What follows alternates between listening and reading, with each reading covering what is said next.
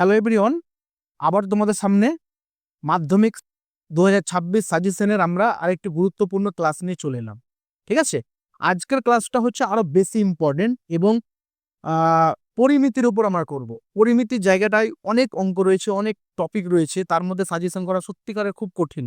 তবু তোমাদের রিকোয়েস্ট ছিল, তার জন্য আমরা অনেক কিছু রিসার্চ করে বা ভাবনা চিন্তা করে কিন্তু সাজেশন নিয়ে উপস্থিত হলাম। ঠিক আছে, এর আগে আমরা মাধ্যমিক সাজেশন দিয়েছিলাম পার্ট 1 ভিডিওতে, সেখানে উপপাদ্য জ্যামিতি সম্পর্ক ছিল। তোমরা চাইলে ডেসক্রিপশন বক্সে গিয়ে ওই ভিডিওটা দেখতে পারো। ওকে, আর আরেকটা আমি বিষয়ে কথা বলে রাখি তোমাদেরকে, সেটা হচ্ছে আমরা কিন্তু টেস্ট পেপারের প্রত্যেকটা পেজ কিন্তু পিডিএফ প্রোভাইড করে থাকি।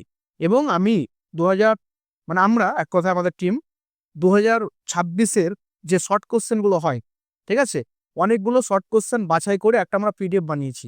সেই পিডিএফটা তোমরা যদি কেউ নিতে চাও, তাহলে কিন্তু যে স্ক্রিনে যে নম্বরটা ভেসে উঠছে সেই নম্বরে তোমরা কন্ট্যাক্ট করবে, তখন তোমাদেরকে খুব অল্প রেটে দিয়ে দেওয়া হবে। ঠিক আছে, এটা কিন্তু খুব গুরুত্বপূর্ণ। শর্ট কোশ্চেনে কিন্তু অতগুলো শর্ট কোশ্চেন বোর্ডে লিখে কিন্তু করিয়ে দেওয়া সম্ভব নয়।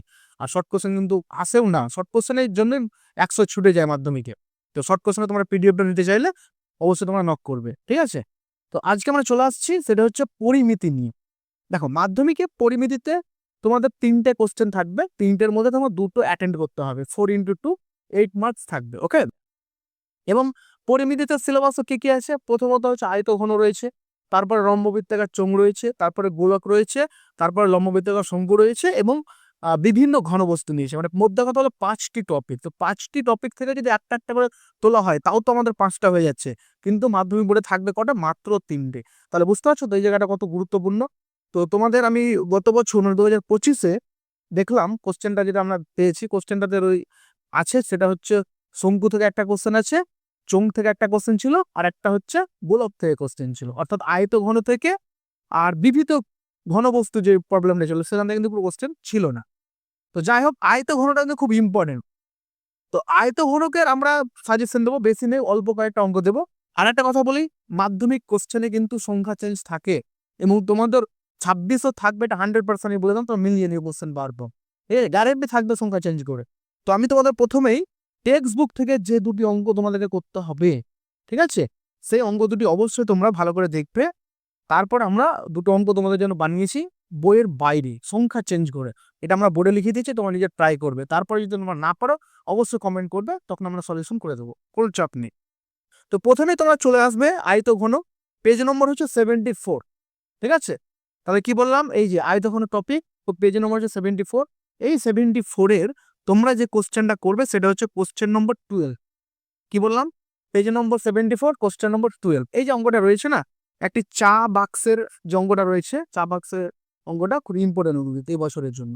তো এই অঙ্কটা তোমরা কিন্তু করবে। তারপরের ব্যাক পেজে চলে এসো। অনেক স্টুডেন্টকে দেখেছি উদাহরণ অঙ্ক ভুলেও চোখে দেখে না, কিন্তু মাধ্যমিকে যে উদাহরণ থেকেও আসে, এটা কিন্তু প্রমাণ আমাদের কাছে আছে। ঠিক আছে, তো উদাহরণের যে অঙ্কগুলো রয়েছে, উদাহরণ তোমাদের পেজ নম্বর 73 যে প্রয়োগ রয়েছে, প্রয়োগ 18 এবং প্রয়োগ 19, বিশেষ করে 19-এর টাইম তার জন্য লিখে দিয়েছি পার্টিকুলার 19, 18 এবং 19, এই 3টে অঙ্ক করবে কিন্তু। ঠিক আছে, মাত্র 3টে অঙ্ক দিলাম। ঠিক আছে, এখান থেকে আসার চান্স রয়েছে।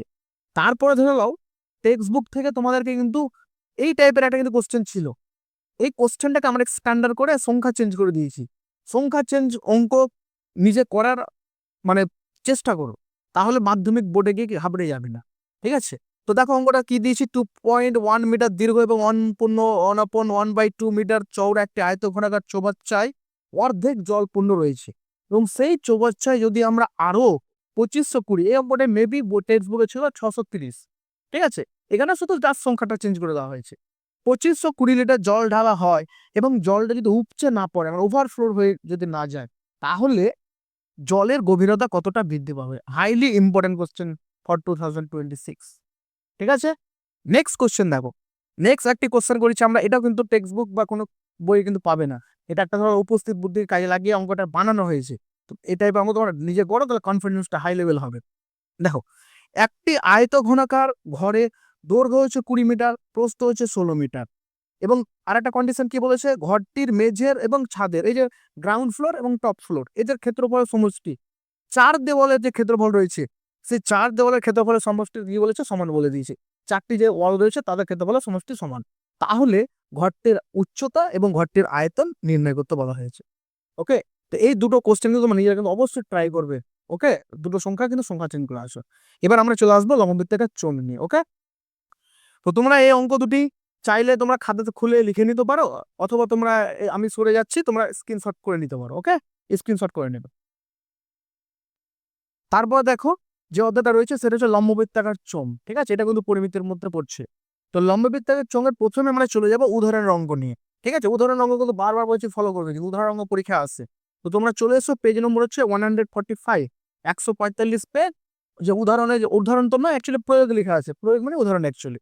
তো প্রয়োগে যেটা রয়েছে 14, 15 এবং 16টা, এই তিনটে অঙ্ক কিন্তু তোমরা দেখে রাখবা, খুব ইম্পর্টেন্ট দেবে। এবার কিন্তু উদাহরণ থেকে আসারও বেশি চান্স রয়েছে।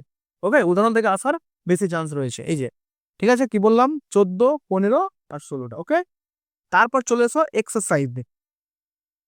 এক্সারসাইজে পেজ নম্বর রয়েছে 147 পেজ।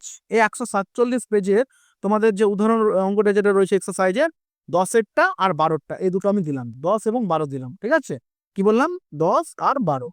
আর আরেকটি অঙ্ক তোমাদেরকে আমি সংখ্যা চেঞ্জ করবো, মানে বইয়ে টেক্সট বুকও নেই বা উদাহরণে নেই।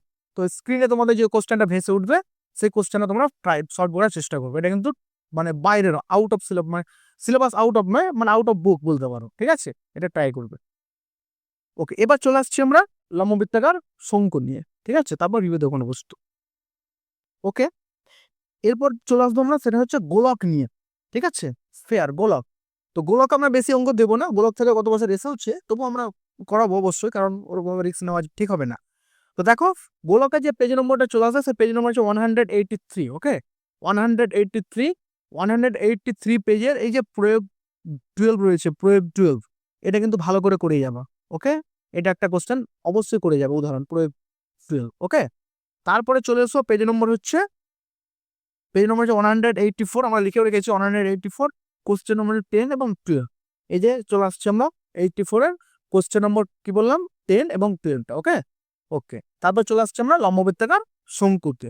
তো লম্ববৃত্তাকার শঙ্কু থেকেও গত বছর এসেছে। ঠিক আছে, তবু আমরা এখান থেকে অবশ্যই আসার চান্স রয়েছে, একদম যে আসবে না বলা যাবে না। 5টা অধ্যায় রয়েছে, 5টা অধ্যায় থেকে কোশ্চেন করে যাবো। ওকে, তো এবার চলে আসছি আমরা লম্ববৃত্তাকার শঙ্কু। তো লম্ববৃত্তাকার শঙ্কুতে পেজ নম্বর রয়েছে টেক্সট বুকে, হ্যাঁ, 227। 227 পেজের যে অঙ্ক আমি বলবো অবশ্যই ভালো করে রাখবে। কোশ্চেন নম্বর হচ্ছে 4, question number 5, question number 6, question number 7, question number 10। ঠিক আছে, তাহলে 4, 5, 6, 7 এবং 10। এবার এই প্রসঙ্গে একটা কথা বলে রাখা ভালো, 10-এর কোশ্চেনটা কিন্তু বই থেকে আমার মন বলছে নাও আসতে পারে, এই কোশ্চেনটাই আসতে পারে কিন্তু সংখ্যা চেঞ্জ করে। তো তোমরা স্ক্রিনে যে কোশ্চেনটা ভেসে আসবে 10-এর পরিবর্তে ওই কোশ্চেনটা প্র্যাকটিস করবে। অর্থাৎ আমরা এই কোশ্চেনটাকে বানিয়ে সংখ্যা চেঞ্জ করে নতুন করে একটা কোশ্চেন বানিয়ে দিয়েছি 10-এর পরিবর্তে। ওকে, তো তোমাদের 10 তো টেক্সট বুক থেকে করেইছো, এবার স্ক্রিনে যে অঙ্কটা ভেসে আসবে সেটা তোমরা নিজেরা প্র্যাকটিস করার চেষ্টা করবে। ওকে, এবার চলে আসবো আমরা দ্বিবিধ ঘনবস্তু নিয়ে। ওকে, এবার যে আমরা আলোচনা করবো খুব ভালো করে বুঝবে, এখান থেকে কিন্তু গত বছরে কিন্তু একটা কোশ্চেন আসেনি, এবছরে কিন্তু আসার চান্স প্রবল রয়েছে। সেই অধ্যায়টা হচ্ছে বিভিন্ন ঘনবস্তু সংক্রান্ত প্রশ্ন। ওকে, তো তোমরা চলে আসবে টেক্সট বুকের পেজ নম্বর হচ্ছে 264। তো 264 পেজে চলে আসবে।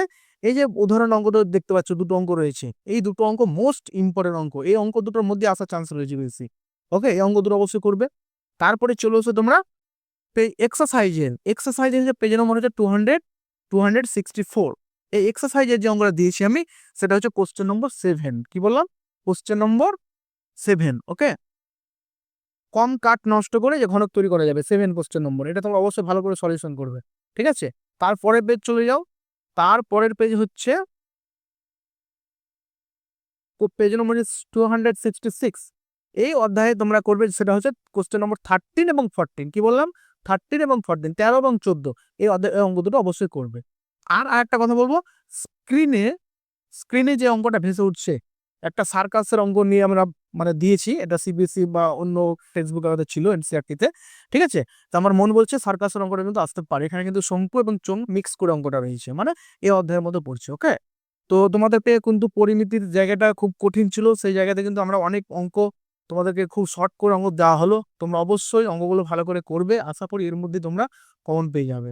ওকে, আর আমি আর একটা কথা বলে রাখি, যে ওই শর্ট কোশ্চেনের পিডিএফটা যদি তোমার কেউ নিতে চাও তো অবশ্যই কিন্তু এই হোয়াটসঅ্যাপ নম্বরে তোমার যোগাযোগ করবে, এবং টেস্ট পেপারের যদি কোনো পেজের সলিউশন পেতে চাও সেটার জন্য তোমরা কিন্তু মানে কমেন্ট করবে যে আমাদের দরকার, ওকে, বা যে নম্বরটা ভেসে উঠছে সেই নম্বরে তোমরা কমেন্ট করবে, ওকে।